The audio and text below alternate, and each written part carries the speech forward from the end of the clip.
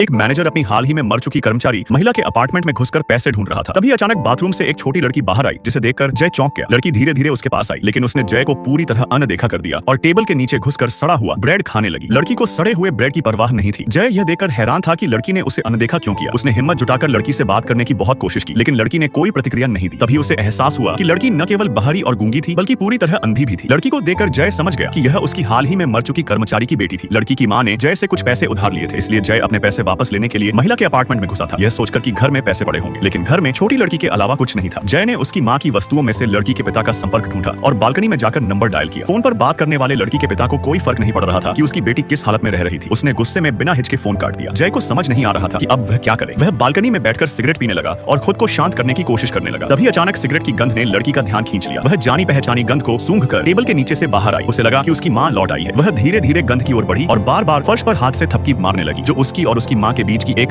खास भाषा थी। जय को इसका मतलब नहीं पता था, लेकिन जैसे ही उसने लड़की की नकल करते हुए फर्श पर थपकी मारी, लड़की ने फर्श की कंपन महसूस की और अचानक जय की गोद में चली गई। लेकिन जैसे ही उसने जय के चेहरे को छुआ, वह तुरंत पीछे हट गई, क्योंकि यह उसकी मां का चेहरा नहीं था। लड़की भागना चाहती थी, लेकिन जय ने उसे तुरंत पकड़ लिया। इससे लड़की डरकर रोने और चिल्लाने लगी। तभी अचानक दरवाजे की घंटी तेजी से बजी। गलतफहमी से बचने के लिए जय ने लड़की का मुंह दबाया, लेकिन लड़की ने उसका हाथ काट लिया था। अंदर से चीखें सुनकर दरवाजे की दस्तक और तेज हो गई थी। जय को मजबूरन दरवाजा खोलना पड़ा। यह घर की मकान मालकिन थी, जो किराया लेने आई थी। उसने जय को लड़की का पिता समझ लिया और शिकायत करने लगी। उसने बताया कि 1 महीने बाद घर का लीज कॉन्ट्रैक्ट खत्म होने वाला है। अगर वह आगे रहना चाहता है तो उसे कॉन्ट्रैक्ट का नवीनीकरण करना होगा, वरना घर खाली करना होगा। जय ने लड़की के पिता होने का नाटक करते हुए मकान मालकिन से पूछा कि उसकी पत्नी ने लीज कॉन्ट्रैक्ट के लिए कितने पैसे दिए थे। जब मकान मालकिन ने कहा कि $80 मिलियन, तो जय की आंखें चमक उठी। उसने सोचा कि अगर वह घर खाली कर दे तो $80 मिलियन की जमा राशि उसे वापस मिल जाएगी। मकान मालकिन के जाने के बाद जय ने लीज कॉन्ट्रैक्ट ढूंढा और जमा राशि देखकर बहुत खुश हो गया। तभी उसके दिमाग में एक खतरनाक विचार आया। वह 1 महीने तक लड़की का पिता बनकर रहेगा, जमा राशि लेगा और लड़की को अनाथालय में छोड़ देगा। समय बर्बाद न करते हुए जय ने अपना सामान लिया और लड़की के घर वापस पहुंच गया। लड़की को अंदाजा भी नहीं था कि वह जय के कर्ज चुकाने का जरिया बन गई थी, लेकिन जय के लिए पिता बनना चुनौतीपूर्ण काम था। जय ने नूडल्स खरीदे और लड़की को दिए, लेकिन लड़की ने उन्हें सूंघकर वापस रख दिया, क्योंकि उनमें उसकी मां की खुशबू नहीं थी। वह जिद्दी होकर फिर से सड़ा हुआ ब्रेड खाने लगी। उसे सिर्फ वही खाना पसंद था। यह देखकर जय परेशान हो गया। उसने घर में मौजूद सारा सड़ा हुआ ब्रेड बाहर फेंक दिया और अगले दिन लड़की के लिए फिर से नूडल्स लाया। लड़की को भूख लगी थी, लेकिन उसने नूडल्स को छुआ तक नहीं। वह टेबल पर लौटकर ब्रेड खोजने लगी। जब उसे एहसास हुआ कि सारा ब्रेड गायब है, तो वह बेचैन हो गई। वह रोने और कांपते हुए आसपास की चीजें गिराने लगी। लड़की को ऐसे टूटा हुआ